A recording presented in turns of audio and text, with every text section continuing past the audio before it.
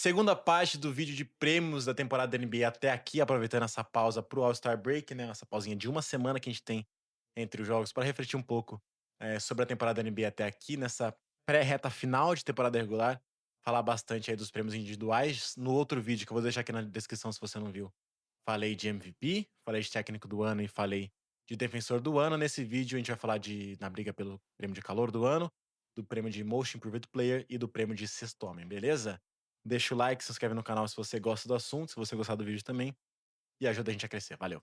E vamos começar agora falando do prêmio de calouro do ano. É um prêmio engraçado não, mas um prêmio intrigante, porque é um prêmio que não tem nada a ver com campanha das equipes, então eu falei lá no prêmio de MVP que ele leva assim em consideração a campanha das equipes, e o calouro do ano ele tá quase nada relacionado com a campanha das equipes, porque de maneira geral os calouros que têm mais impacto são os que têm mais minutos em quadra, porque eles conseguem se desenvolver mais ao longo da temporada. E os times que estão brigando lá no topo, primeiro, eles não têm um grande capital de draft no ano anterior, muito provavelmente, pra ter esse cara. E segundo, eles não vão deixar um calouro se desenvolver durante a temporada. Eles querem veteranos que vão entregar agora. Então, geralmente, esses calouros estão em equipes ruins da NBA e que têm, consequentemente, campanhas ruins. Então, é um prêmio que ele se desvincula dessa questão de campanha geral e ele tá muito mais relacionado a estatísticas. Inclusive, uma estatística interessante é que 14 dos últimos 20 vencedores do prêmio foram os caras que lideraram a classe deles, o draft, né? Nesse primeiro ano de NBA em pontuação.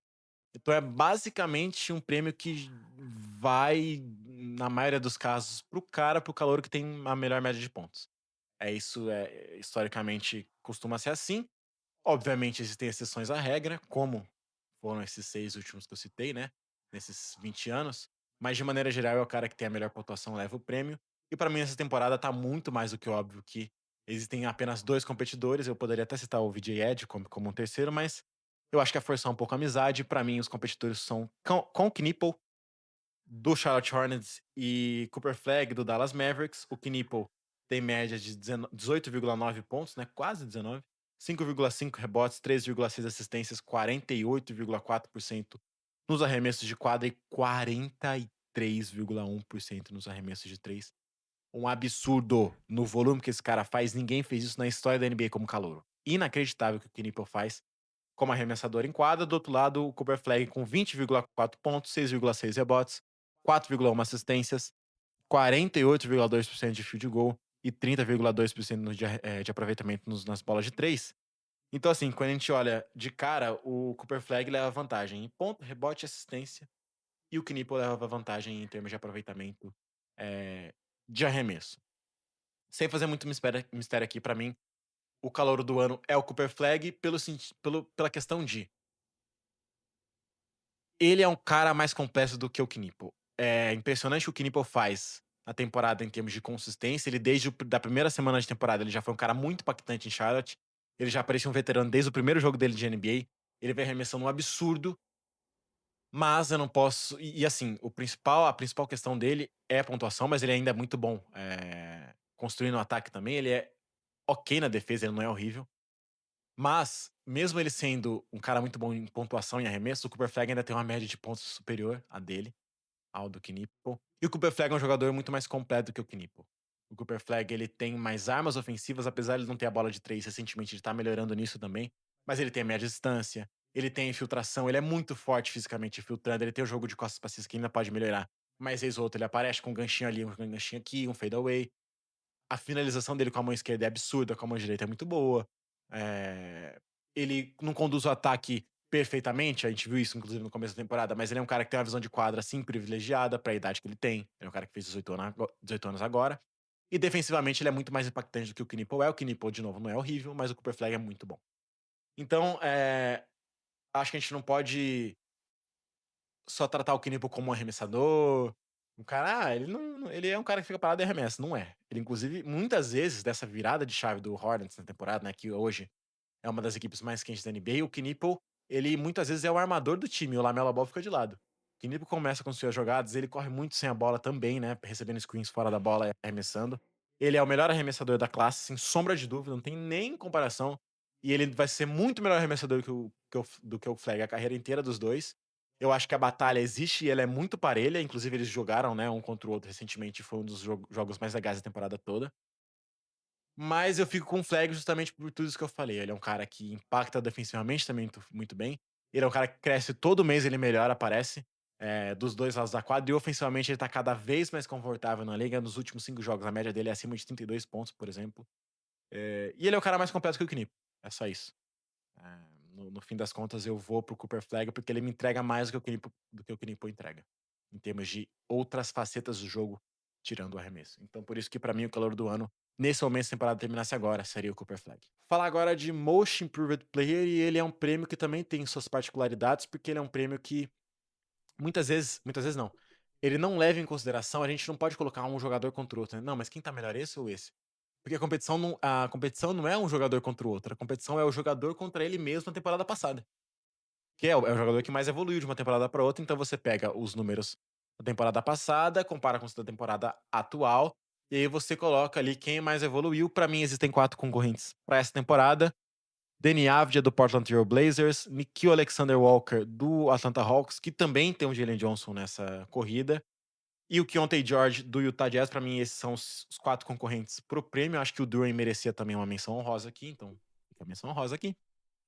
E já vou eliminar 2 desses aqui por questões diferentes. Pra mim, o primeiro eliminado é o Deni Avdija, porque, na minha visão, o salto dele de produção não vem da temporada passada pra essa. Pra mim, o salto aconteceu dentro da temporada passada. O salto, pra mim, do Deni Avdija vem da primeira metade da temporada passada pra segunda metade. Ele já foi muito bem na segunda metade. A segunda metade da temporada passada dele foi muito parecida com o que ele tá apresentando hoje.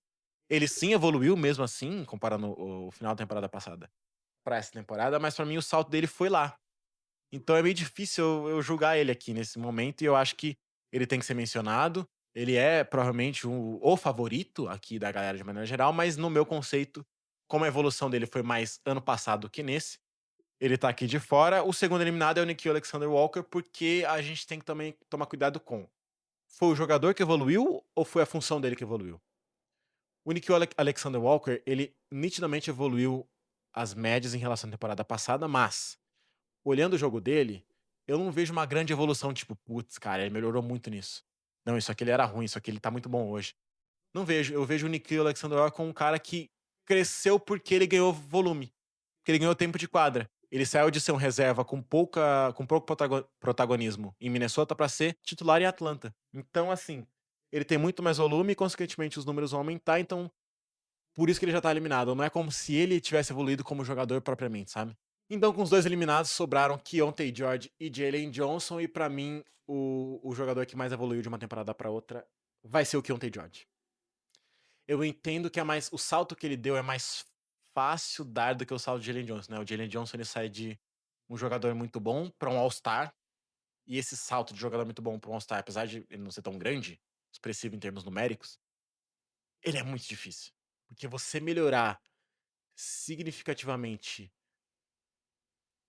já sendo um bom jogador, é muito mais difícil do que você melhorar significativamente sendo um jogador decepcionante.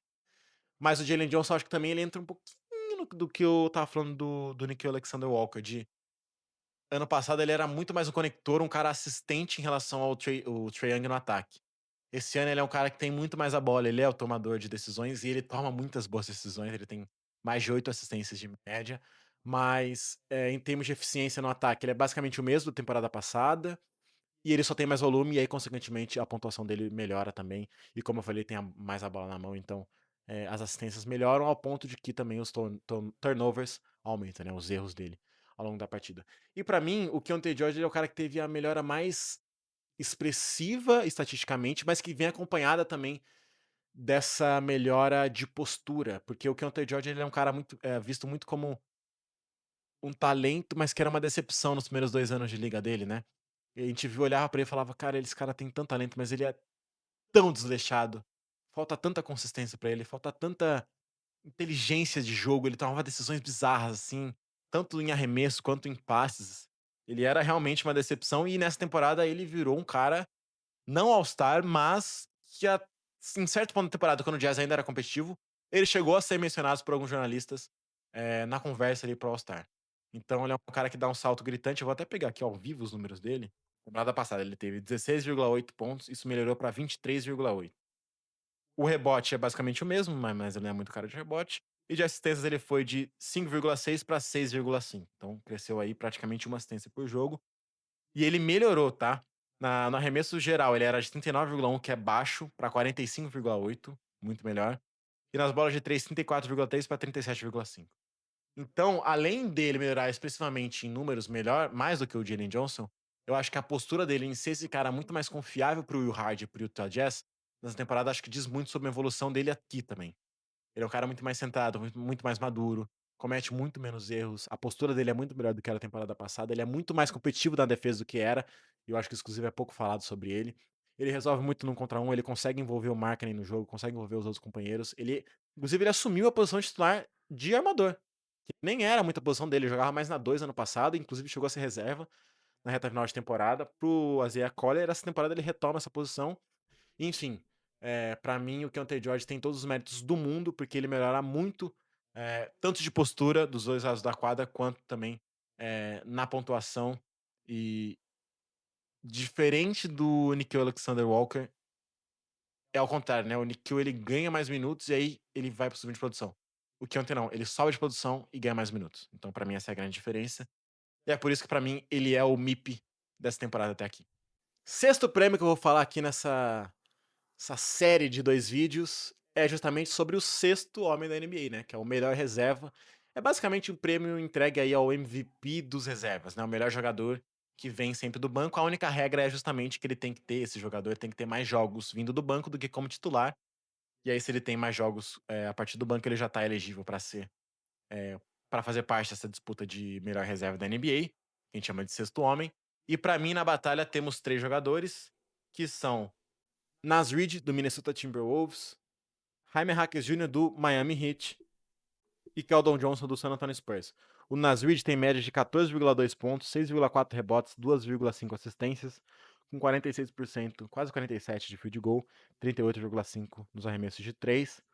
O Jaime Jaquez, 15,2 pontos, 5,4 rebotes, 4,7 assistências, 50,5% dos arremessos gerais e 26,5% nos arremessos de 3. E o Keldon Johnson, 13,5 pontos, 5,9 rebotes, 1,4 assistências, 54%, quase 55%, né, de arremesso geral e 38% nas bolas de 3.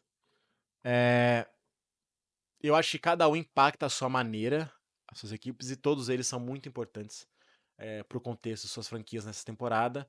Mas para mim aqui, o sexto homem do ano é o Jaime Jaquez Jr., porque ele é um cara que ele é muito crucial para esse sistema do Eric Spoelstra, né? É um sistema que depende muito de infiltração, depende muito de um cara atrair a marcação quando ele consegue bater o defensor de perímetro, ou ele vai finalizar, ou ele vai dar passe para alguém lá de fora arremessar uma bola de três sozinho. Então, para mim, além do Jaime Jaquez liderar todos esses caras em pontuação, para mim, ele é o cara também mais completo, né? Ele é o cara que ajuda em rebote, ele ajuda na defesa, ele é muito físico, ele ajuda nas assistências. Então, ele para mim, ele tem além de ser o cara que inclusive lidera todos aqui em pontuação, ele tem um impacto mais global do que esses outros dois. Acho que o Nasrid é um cara muito focado em pontuação, mas na defesa ele é muito frágil. E o Keldon Johnson, ele é um cara mais motorzinho necessariamente do que esse cara tipo de ser um grande jogador vindo do banco, sabe?